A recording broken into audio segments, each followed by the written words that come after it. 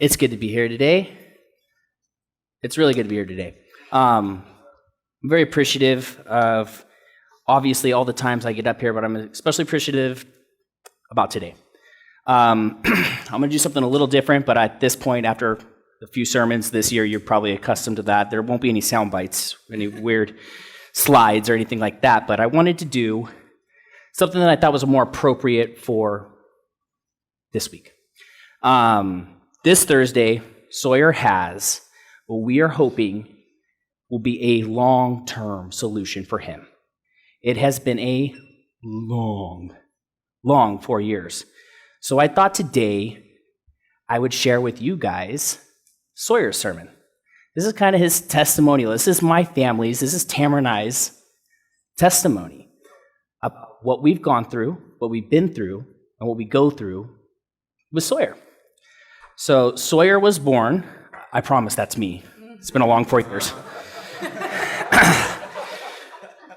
Sawyer's born October 29th, 2018.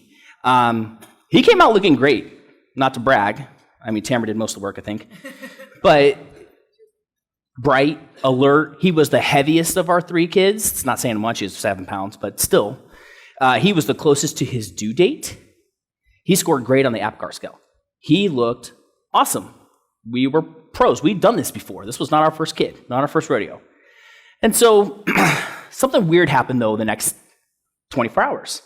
He went from eating and alert and all this stuff to not eating, very lethargic, and his stomach became distended. And so finally, Halloween morning, 1 a.m., our nurse goes, you know what, we're going to take him back to observation.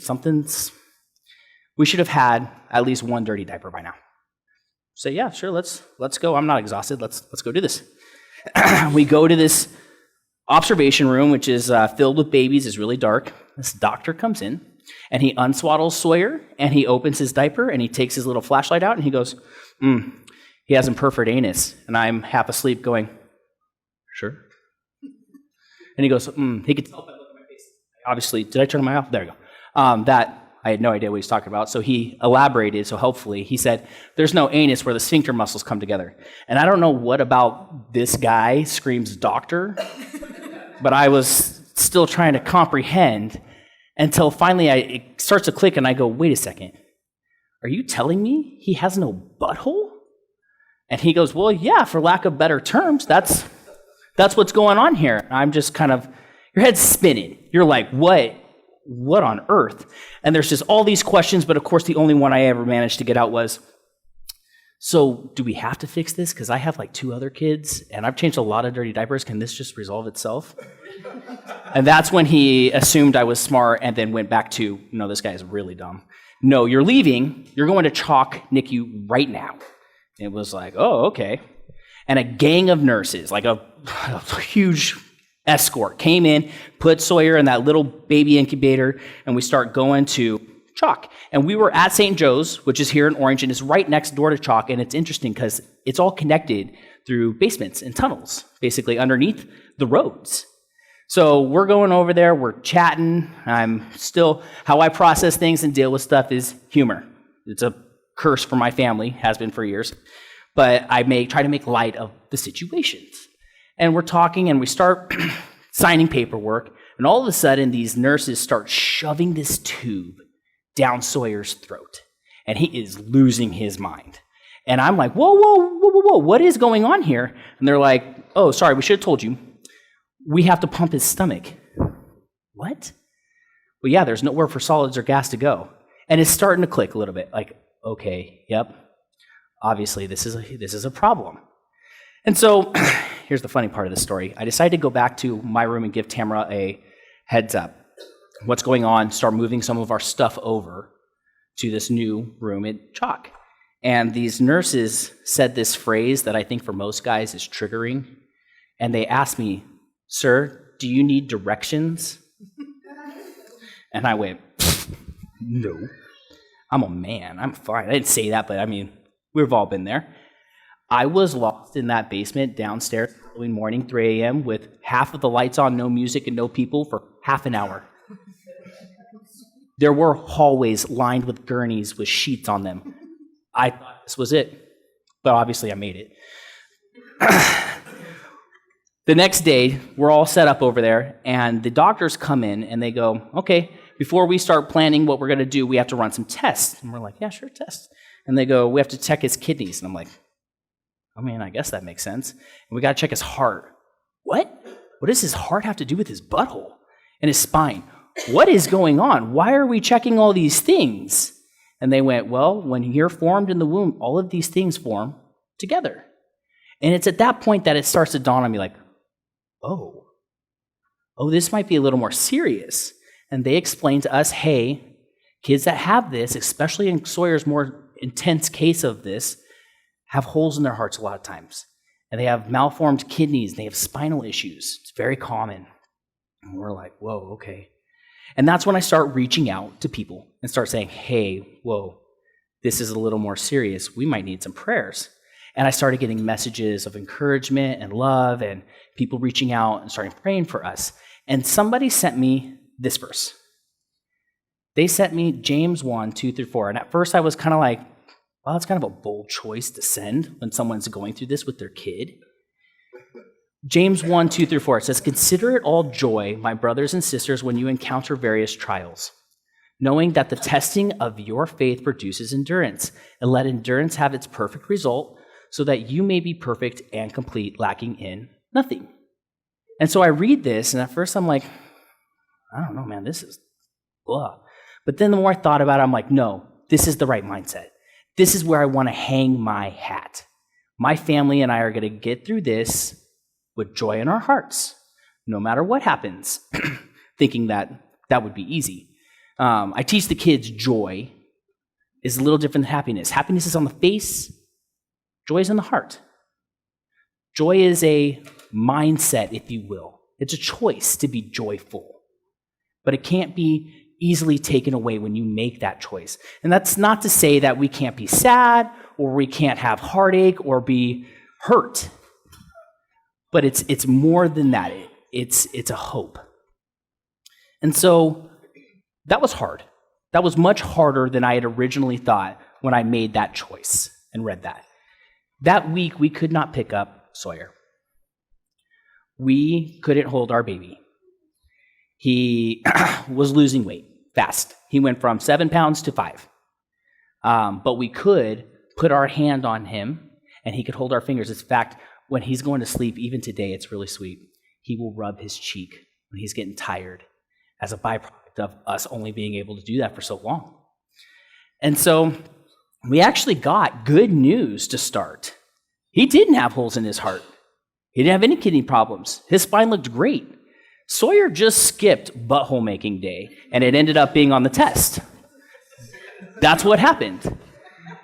And so he's born on a Monday. Surgery is on Friday. And they have to give him a colostomy because he's just got such a severe situation going on. They plan the surgery, starts at 7, and it ended at noon, so 5 hours. That's a long surgery, especially on a baby. But he came out like a champ. He looked great. He was breathing great. His heart was beating well. So they took out his intubation. And it wasn't until later in the day, almost 5 o'clock, that his alarms start going off. And when I first got in that room at Chalk that very first night, these nurses, they looked at me and they went, Dad, you're part of the team. And I went, okay, you don't know what you're asking. And they were like, no. It is crucial that you are involved, that you make observations, you talk to us, you are involved in Sawyer's care. It is paramount to his success here at Chalk. And I went, you want me involved? I'll be involved. I'll ask all the questions. I like to know how things work. I want to know what's going on here. And so 5 hours after his surgery, his alarms start going off. Most of the time, this is his leads getting pulled off, an IV being occluded. Very common that his alarms would go off. And so I did all my checks, checked his leads, checked them, make sure they were all attached, reconnected everything, reset the monitor, did the IV. I have a basic doctorate in nursing at least. I have my nursing degree at this point in my life. So I've checked all the things and it's not working. And I remember them saying one time, like, if things are still not working, your nurses in here, check their extremities, their hands and their feet. So I touch his foot and it's ice cold. And I'm watching his oxygen levels just keep dropping. So I go out in the hallway and I grab the first nurse I can find because our nurse was at lunch. And so she's very sweet and she walks in and she does all the same stuff that I did. And she goes, yeah, this doesn't look right. And she pages the RN, the head nurse. She comes in. She looks at Sawyer for about 3 seconds and goes, no, this is wrong. And she flips a switch on the wall and hits a button. And outside of our room, a strobe light goes off. And they make an announcement on all floors, code white, room 481, code white. And I'm gonna get through this. We've been at Chalk for over 100 days. We've never heard of a code white. We've never heard another kid go code white. But what happens is doctor after doctor after doctor after nurse come flying in. And I just become a fly on the wall. Like, what is happening?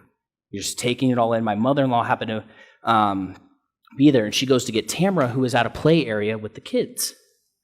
I don't know how long she was gone. I don't know how long I was in that room while they were working on Sawyer. And Tamara finally comes in, and she starts walking over to me, and a surgeon follows her with their eyes and sees both of us in there and goes, oh, no. You can't be in here. And so they escort us out to a waiting room. So we start calling everybody. We call the Shides, we call Mark, we call all these people. The Shides come and they pick up Noah and Penny. They also took them trick-or-treating that week. It was a huge blessing. And we didn't know what to do. They told us about 30 minutes they were just going to re-intubate Sawyer. Shouldn't be a problem. We got no updates for an hour and a half. Nothing. And then finally, they said, you can go back in the room. Okay, he's starting to stabilize. You guys can go back, and you can bring one person. And we had Mark come with us. And we come back to this. And Mark comes in with us, and he goes, let's say a prayer. Let's pray over Sawyer. And so he starts to say a prayer, and Sawyer went code again. And they kicked us out right in the middle of Mark's prayer. And we're walking down the hallway, and the alarms are just getting fainter and fainter and fainter as you're going back to this waiting room. And you're like, I don't know if I'm going to see my kid again. That might have been it.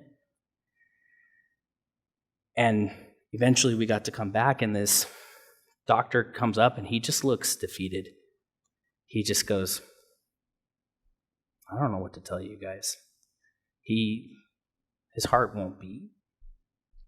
He doesn't want to breathe. I don't know what's going on. His vitals have dropped below 10%. He doesn't have much more time. He's on a ventilator. The machine's breathing for him, but there's not a lot we can do now. And so you're a parent, and you're looking at your child, and you say, where is the joy in this?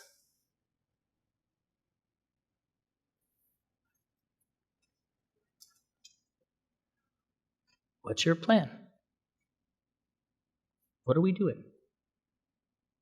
And I took a picture of it, and I shared it to social media, and people started praying.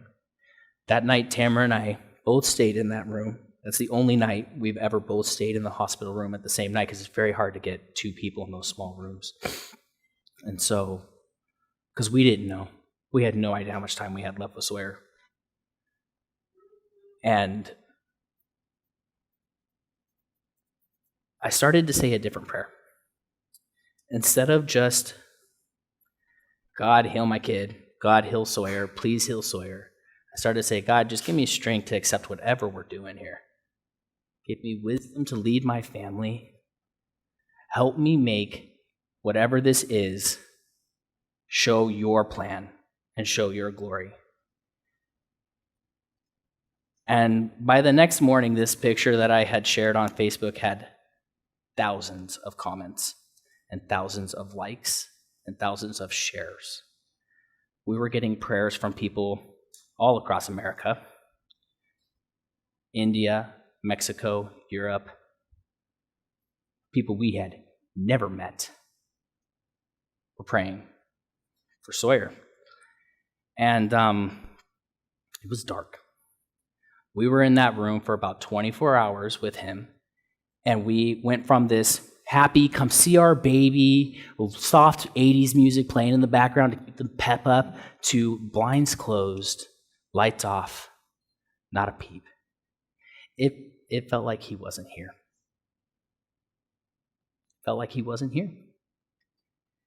And about 24 hours exactly of him not moving, not even a fidgeting, nothing. Having a machine breathe for him. Tamara was coming back from lunch, and he starts to move, and he opens his eyes. And he came back. And I don't know why. No idea why. And I told you guys, that room was dark. Nurse took this picture. She was our nurse from the day before. She told us she went home and she cried all night. And then she woke up and came back to the hospital and said, I demand to have Sawyer Scott again. I'm not letting that baby leave my sight. And she saw us just bewildered that he was just back. And you can see just the sunshine beaming into this room that's between two giant tall buildings.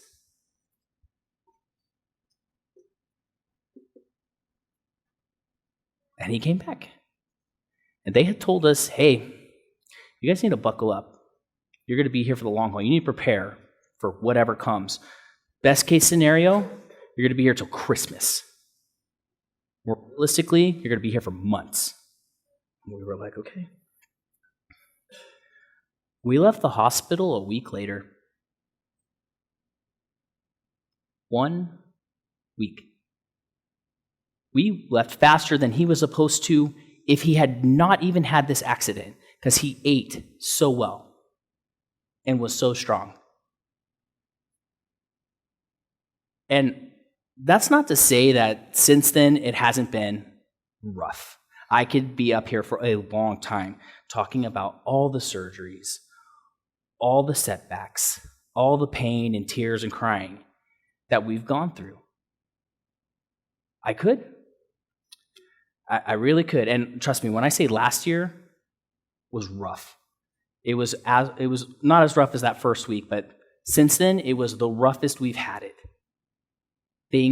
Everything went wrong. I know that sounds like an exaggeration, but literally, we were supposed to be there for about 6 to 10 days over 2 surgeries last year. We spent 60 days in the hospital. But I want to show you guys something.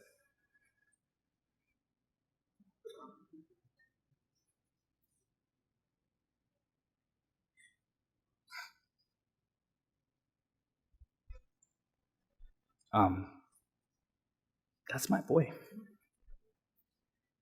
They chose that picture of him to represent their hospital for an award they got in a magazine in U.S. News. That's the picture they chose. They chose it, and they told us, they said, it's not that he's happy here. It's that he looks determined. He's gonna be okay. But I want to show you guys something else that happened in between there, in between those beginning times to where we got to there.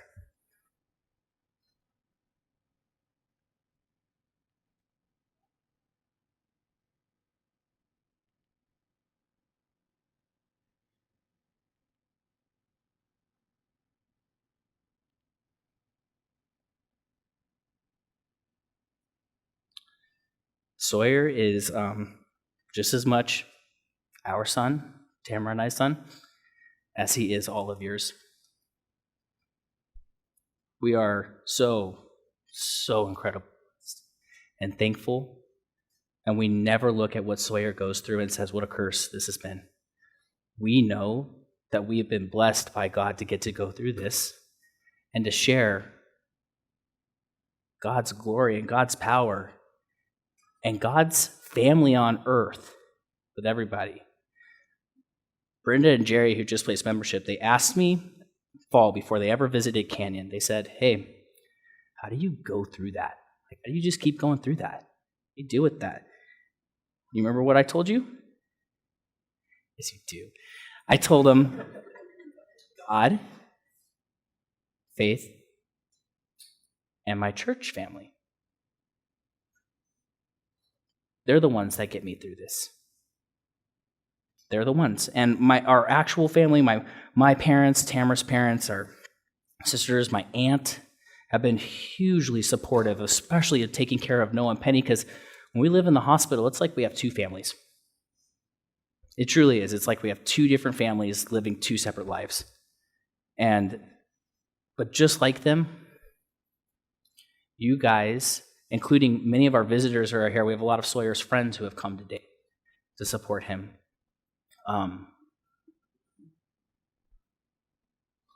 You guys were part of God's plan. Showing God's love on earth, what his plan was for the church. That's part of Sawyer's testimony. That's part of my family's testimony that we get to share, that we are so blessed to get to share Sawyer. And we've always thought of it that way. At the end of that verse that I read you guys, James uses the word perfect. And in Greek, perfect also means whole, made whole. It doesn't matter what Sawyer's missing.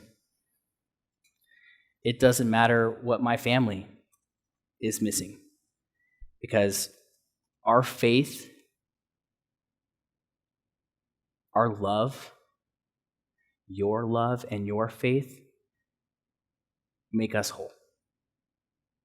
We're made whole.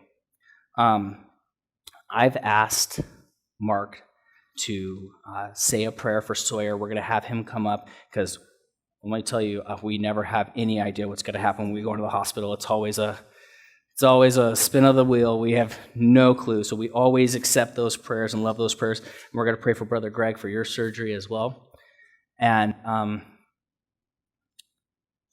I just want to tell you guys thank you. And that's never going to be enough. That'll never, ever be enough. I cannot tell you the amount of love and support and calls and meals and a few meals that we have gotten to take care of our family, to show that you guys care. Thank you will never, ever be enough. But we hope that you are inspired by Sawyer, that you feel comfortable sharing his story too.